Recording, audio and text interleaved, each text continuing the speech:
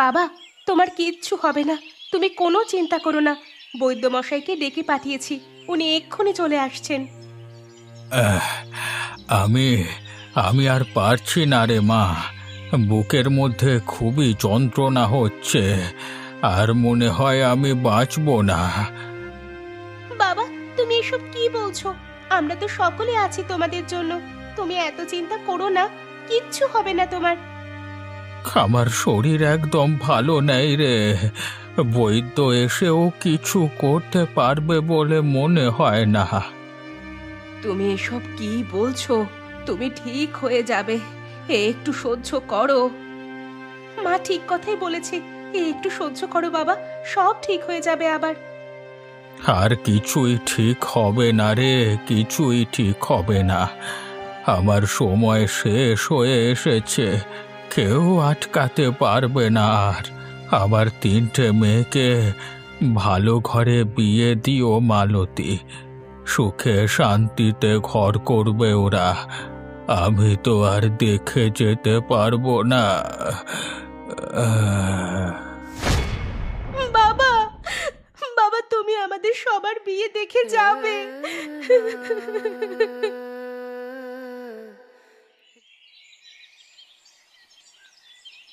তোমার কাজ কত দূর মালতী?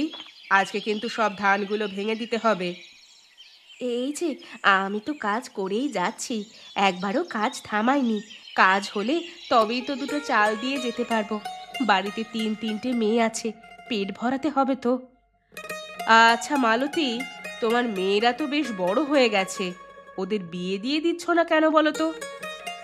দিদি, মেয়েরা তো বড় হয়ে যাচ্ছে, কিন্তু বিয়ে দেব কি করে? আমার যে টাকাই নেই। কার বাড়ির বউ হবে আমার এই 3 মেয়ে? পাত্র কই? আচ্ছা, আমি তাহলে পাত্র দেখি। এবার মেয়েদের বিয়ে না দিলে সমাজ তোমাদেরকে যে এক ঘরে করবে। হ্যাঁ, তাহলে দেখুন, আমার কোনো অসুবিধা নেই। তাহলে বড় মেয়ের জন্য পাত্র দেখা শুরু করি। দিদি, আপনি পারলে 3টে মেয়ের জন্যই পাত্র দেখে দিন, একেবারে একসাথেই বিয়ে হয়ে যাক। 3জনকে 3বার বিয়ে দেব, অত টাকা আমার কাছে নেই। আচ্ছা মালতী, আমি পাত্র দেখছি। বিয়েতে যা খরচ হবে তা থেকে আমি কিছু দেব। অসংখ্য ধন্যবাদ আপনাকে।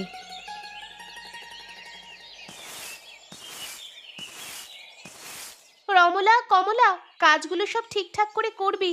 জলদি হাত চালা, মায়ের আসার সময় হয়ে গেল যে। এই তো দিদি, আমার বাসন মাজা প্রায় শেষের দিকে, মা এলেই রান্না বসিয়ে দেব। কমলা, তোর কাপড় কাচা কত দূর? ভালোভাবে কাজগুলো করবি কিন্তু। আরে তুই চিন্তা করিস না রে, কমলা কাজ করছে মানে সব ঠিকঠাকই থাকবে। তুই আর বড় বড় কথা বলিস না, চুপচাপ কাজ কর। এলো আমার কত বড় নায়িকা। এই এই তোরা আবার শুরু করলি ঝগড়া করা? তোদের নিয়ে আমি আর পারি না। চুপ কর, চুপ কর, কাজগুলো তাড়াতাড়ি করে নে। এই দিদি, দেখ না, ও আমাকে কেমন ভাবে বললো। আমি ওকে তো কিছু বলিনি। আরে তুই তো সবার থেকে ছোট, তাই জন্য তোকে একটু রাগিয়ে দিয়েছে আর কি। ও রাগাচ্ছে বলেই তুই রেগে যাচ্ছিস কেন? তুই রেগে গেলে ও তো আরো বেশি করে রাগাবে। মাথা মোটা একটা, কিচ্ছু বোঝে না। তুই যাই বলিস, আমি আর রেগে যাব না। যা, তুই তোর কাজ কর, বাসন মাজ। এই তো আমার মিষ্টি বোন। যা রে, কাজগুলো করে নে, মায়ের আসার সময় হয়ে এসেছে। মা চাল নিয়ে এলেই রান্না বসিয়ে দেব। এই তো আমি কাজ শুরু করে দিলাম।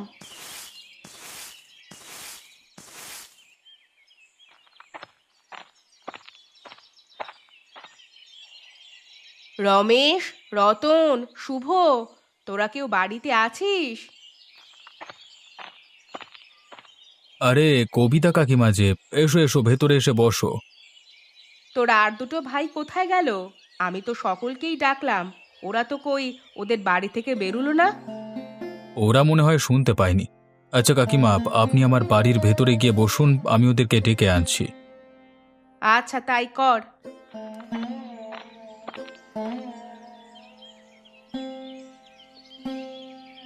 হ্যাঁ কাকিমা, বলো, আমাদের ডেকেছিলে?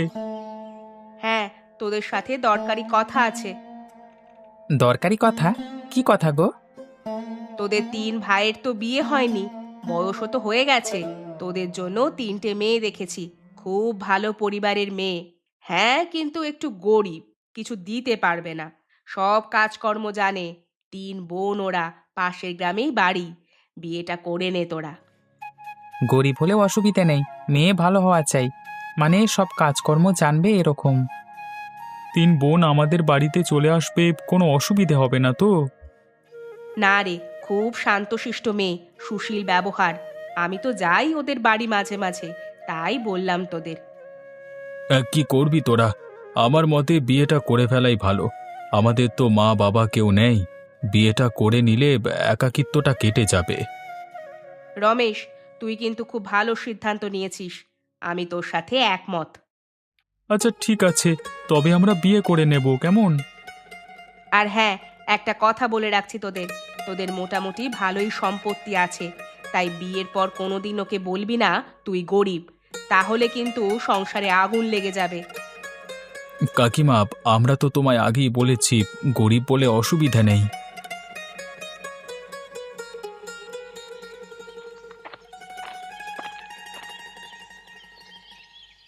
মা, তোদের সব কাজ হয়ে গেছে? বসে আছিস দেখছি। হ্যাঁ মা, আমাদের সবার সব কাজ হয়ে গেছে, তাই জন্য একটু জিরিয়ে নিচ্ছি। বাহ, তাহলে একটু বিশ্রাম কর। আর হ্যাঁ, তোদের সাথে একটু দরকারি কথা আছে। সবাই আয়, এসে বস আমার কাছে। কি কথা গো মা? দরকারি কথা কি হতে পারে? তোরা শোন না আগে। তোদের বয়স তো হলো, তাই আমি ঠিক করেছি তোদের এবার বিয়ে দেব। আমার বয়স বেড়ে যাচ্ছে, আর পারবো কিনা জানি না, তাই তোদের বিয়েগুলো এবার দিয়ে দেব। আর কিছুদিন পর হলে হতো না মা? না, হবে না। সমাজে থাকতে গেলে সমাজের মতো হয়েই থাকতে হবে। কবিতা দিদি তোদের জন্য পাত্র দেখছে, 3 জনের একসাথেই বিয়ে দেব। আচ্ছা মা, আমরা বিয়ে করে নেব, কিন্তু আমরা বিয়ে করে চলে গেলে তোমায় কে দেখবে মা? সে চিন্তা তোদের করতে হবে না, আমি ঠিক কাটিয়ে দেব। আরে, সারাদিন তো কবিতা দিদির বাড়িতেই থাকি, শুধু দুপুরে আর রাত্রে ঘরে আসি। ছেলে যেন ভালো হয়, আমাদের উপর জোর জুলুম করবে এরকম ছেলে হলে খুব কষ্ট হবে আমাদের মা। এমনি এত কষ্টে মানুষ হয়েছি। না না, কবিতা দিদি ভালো ছেলেই দেখবে।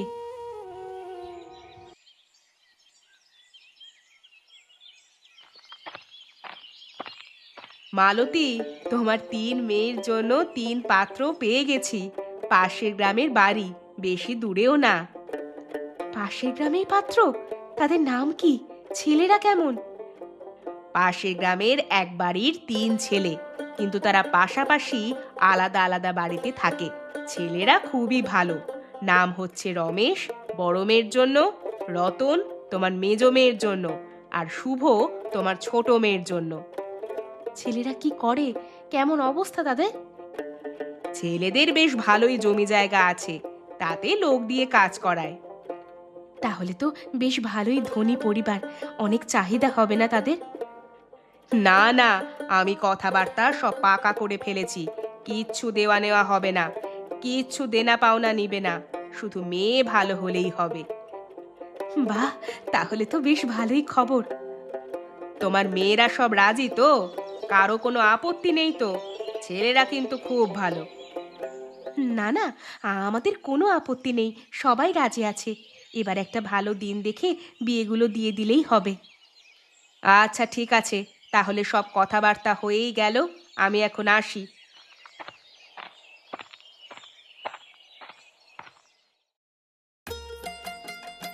বাবা রমেশ, রতন, শুভ, তোমাদের সবাইকেই বলছি, আমার মেয়েদের খেয়াল রেখো, তোমরা খুব সুখে থাকবে।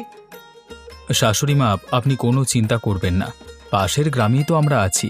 আপনার কোনো দরকার পড়লে খবর দেবেন, আমরা ঠিক চলে আসব। হ্যাঁ শাশুড়ি মা, রমেশ ঠিক কথাই বলেছে, একদম নিজেকে একা ভাববেন না, আমরা সবাই আছি আপনার পাশে। দীপা, রমলা, কমলা, মাঝে মাঝে আমার সাথে দেখা করতে আসিস মা, না হলে যে আমার খুব মন খারাপ করবে। আমরা আসবো তো তোমার সাথে দেখা করতে, এই তো পাশের গ্রামেই আছি। মা, তুমিও মাঝে মাঝে সময় পেলে চলে এসো আমাদের বাড়ি, আমরা সকলে মিলে গল্প করব, কেমন? যাবো রে মা, যাব, নিশ্চয়ই যাব। আর শোন, জামাই বাবা জীবন যে যেমন বলবে সেই রকম ভাবেই থাকবি, ঠিক আছে, একটু মানিয়ে গুছিয়ে নিবি। তুমি ওসব নিয়ে ভেবো না মা, প্রথম প্রথম একটু অসুবিধা হবে, কিন্তু তারপর আমরা ঠিক মানিয়ে নেব।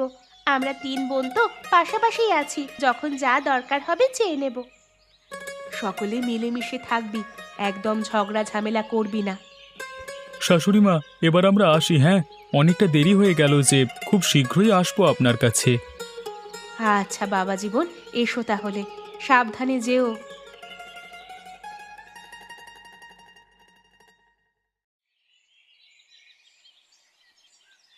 এই যে তুমি, তোমার দাদাদের অত দান করার কি আছে? তোমার জমি থেকে তোমার টাকা হচ্ছে, আবার ভাগ দেওয়ার কি আছে? আরে গিন্নি, আমি তো সবার ছোট। আমার কাজের সংস্থানটা বড় দাদারাই শিখিয়ে দিয়েছে, তাই জন্য রোজগারের একটা অংশ ওদের দিই। আচ্ছা আচ্ছা, সে আগে দিতে, এখন আর দেওয়া যাবে না। এখন তোমার বউ হয়েছে, বউয়ের খরচ আছে না? ওই টাকাগুলো জমিয়ে রাখলে কাজের কাজ হবে, ভবিষ্যতে আমাদেরই কাজে লাগবে। দেখো গিন্নি, এবার কিন্তু আমার মাথা গরম হয়ে যাচ্ছে। শুধু শুধু উল্টোপাল্টা কথা বলে ঝামেলা করছো কেন? এখন তো আমিই উল্টোপাল্টা হয়ে গেছি, আমার কথা আর শুনবে নাকি? তুমি যে আমাকে এসব কথা বলছো, ওই দাদারা আমার জন্য কত কি করেছে জানো? ওরা কিছু কিছু জমি আমার নামে লিখে দিয়েছে। আমি মাসে কিছু টাকা দিই বলে তোমার এত রাগ? হ্যাঁ, আমার এত রাগ। এখন থেকে তুমি আর ওদের একটা টাকাও দেবে না। ওটা তো তোমার জামাইবাবু হয়, নিজের দিদির স্বামী, অত হিংসা কিসের? সে আমার দিদিই হোক বা অন্য কেউ, আমি যেটা বলছি সেটা করবে, না হলে দেখো আমি কি করি। তুমি যা করবার করে নাও। যারা আমার জন্য এত কিছু করেছে তাদের জন্য আমি এটুকু করবই করব। রেগে গিয়ে বাড়ি থেকে বেরিয়ে যাচ্ছ তো? ঠিক আছে, আমিও দেখাবো আমার নাম কমলা। কতদিন হয়ে গেল মেয়েগুলো আমার কাছে আসেনি, মনটা আজ খুব আনচান আনচান করছে। মেয়েগুলোকে একবার দেখতে পেলে মনটা শান্তি হয়। কি যে করছে মেয়েগুলো, কেমন যে আছে তারা। জামাই বাবা জীবন ভালো রেখেছে তো তাদের। ভালো লাগে না আর এইভাবে একঘেয়েমি জীবন। মেয়েগুলো যদি কিছুদিনের জন্য আমার কাছে আসে তাহলে তো মনটা ভালো লাগে। একদিন যাব, গিয়ে নিমন্ত্রণ করে আসব আমার বাড়িতে আসার জন্য।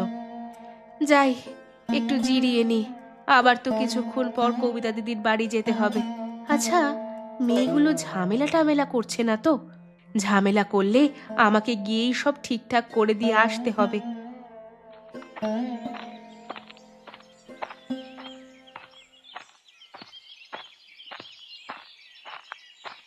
কি গো গিন্নি, আজকে দরজার ধারে দাঁড়িয়ে আছো যে? এই তোমারই অপেক্ষায় বসে আছি। আজকে তো সেই কখন বেরিয়েছো, দুপুরে খাওয়া দাওয়ার নাম নেই। তা কি করছিলে এতক্ষণ? ও আচ্ছা, আমি আজকে দুপুরে আসিনি বলে তোমার রাগ হয়েছে? আমি তোমার থেকে এসব কিচ্ছু শুনতে চাই না। তুমি কোথায় ছিলে সেটাই আমি জানতে চেয়েছি। আরে গিন্নি, আজকে তো মাঠে ধান ঝাড়া হচ্ছিল, ওইখানেই দেরি হয়ে গেল। আবার কর্মচারীগুলোকে হিসেব করে টাকা দিলাম, কয়েক বস্তা ধান পাঠিয়ে দিলাম রমেশ দাদার বাড়িতে। আচ্ছা, তুমি আমায় একটা কথা বলো, তোমার শ্যামল দাদা তো তোমাকে কিছু দেয় না, তুমি কি করতে দাও এত কিছু? আমি একটা কথাও শুনবো না রমেশ তার নামে, একদম চুপ থাকবে। তুমি যে আমার উপর চেঁচালে, আমি তো ঠিক কথাই বললাম। কি দেয় তোমার রমেশ দাদা? সেই কবে থেকে এসে দেখছি তুমিই দিয়ে যাচ্ছ। তুমি তো আমার বাড়িতে এসেছো এই কিছুদিন হলো, আর রমেশ দাদা ছোটবেলায় আমাদের জন্য কত কি করেছে সেগুলো তো জানো না। আমরা যখন 10 বছরের, তখন আমাদের বাবা মা মারা যায়। তারপর থেকে আমাদের বাবা মা হলো ওই রমেশ দাদা। সে ঠিক আছে, কিন্তু এখন তো তুমি বড় হয়ে গেছো, আর দেওয়ার কি আছে? দেখো, আমি তোমার সব কথাই শুনি, কিন্তু এই কথাটা তোমার রাখতে পারবো না, ব্যাস। তাতে তুমি যা ভাববার ভেবে নাও।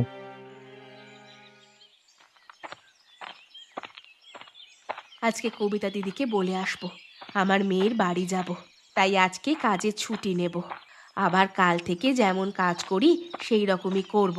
কবিতা দিদি ঠিক ছুটি দিয়ে দেবে, উনি খুব ভালো। কি হলো, আজকে মালতী এখনো এলো না যে? কোনোদিন তো এত দেরি করে না।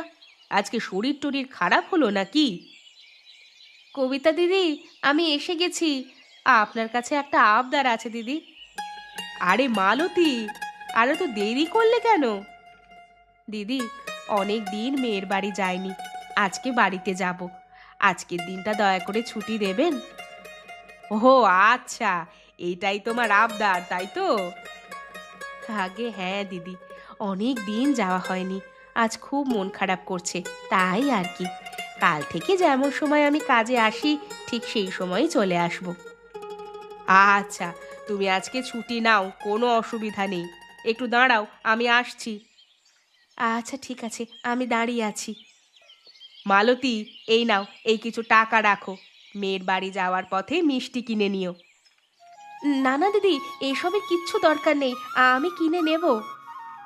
মালতী, তোমায় যেটা বলছি সেটা করো। তোমার মেয়ে কি আমার মেয়ে নয়?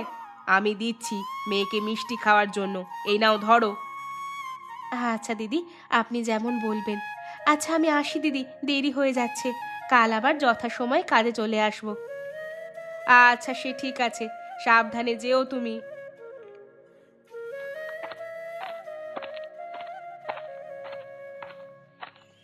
দীপা, রমলা, কমলা, কোথায় গেলি রে সব? তোদের মা এসেছে রে। আরে মা, এসো এসো, ঘরে এসে বসো। কতদিন পরে এলে আমাদের বাড়ি। কেমন আছো মা? কাজকর্ম কেমন হচ্ছে? আমি ভালোই আছি রে, কাজকর্ম ভালোই হচ্ছে। অনেক দিন তো আসিনি, তাই আজকে চলে এলাম হঠাৎ করেই। সে তুমি ভালোই করেছো এসে। চলো ঘরে চলো, জমিয়ে গল্প করব। এসো এসো। মা কেন তোর বাড়িতে যাবে? আগে তো আমি বলেছি মাকে, তাই মা আগে আমার বাড়িতে আসবে। তুই বলেছিস তো কি হবে? মা যদি আমার বাড়িতেই যায় আগে, আর তাছাড়া আমি তোর থেকে বড়, তাই মা আমার বাড়িতেই যাবে। রমলা, তুমি চুপ করো না একটু। এটুকু নিয়ে কেউ ঝামেলা করে? তুমি চুপ করো, একদম বেশি কথা বলবে না। আহ, তোরা এই সামান্য বিষয় নিয়ে ঝামেলা করছিস কেন? আমার আশাটাই ভুল হয়েছে। তোরা তার মানে এইভাবে ঝামেলা করিস? না না মা, আমি ঝামেলা করি না, ঝামেলা তো রমলা করে। জামাই বাবা জীবন, আমার মেয়েটা যে তোমাদের মুখে মুখে কথা বলে, তোমরা কি কিছু বলো না কেন? কি বলবো আপনাকে শাশুড়ি মা, গিন্নি হয় আমার, তাই আমি ওকে কিছু বলতেও পারি না। আমি তোদের কারো বাড়িতেই ঢুকবো না। তোরা যদি জামাই বাবা জীবনের মুখে মুখে কথা বলিস আর এই ছোট ছোট বিষয়ে ঝামেলা করিস, তাহলে তোদের মাকে আর দেখতে পাবি না, এই আমি বলে দিচ্ছি। এরকম কথা বলবেন না মা, আমাদের তো মা বাবা কেউ নেই, আপনি তো আমাদের মা। আচ্ছা বাবা জীবন, আমি এখন চলি, পরে কোনো একদিন আসবো। এই তো এলেন, এক্ষুনি চলে যাবেন? আমার মেয়েরা যতদিন না পর্যন্ত মানিয়ে নিচ্ছে, ততদিন আমি আসবই না।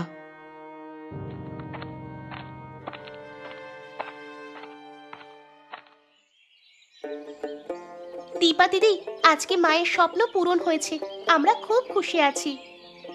হ্যাঁ, এইভাবে মানিয়ে নিয়ে সবাই একসাথে থাকার মজাটাই আলাদা। এটাই মনে হয় মা আমাদের বোঝাতে চেয়েছিল। মায়ের স্বপ্ন সার্থক হয়েছে, এটাই অনেক, আর কিচ্ছু চাই না। আমরা এভাবেই সবাই মিলে একসাথে মিলেমিশে থাকবো। আজকে মনে হচ্ছে আসল শান্তি উপভোগ করছি। এতদিন কেমন একটা বিরক্ত ভাব থাকতো। তুই ঠিকই বলেছিস রে দাদা, একদম ঠিক কথা। আমাদের গিন্নিরা এত মিলেমিশে থাকবে আমি ভাবতেই পারিনি। আজকে আমরা খুবই আনন্দিত।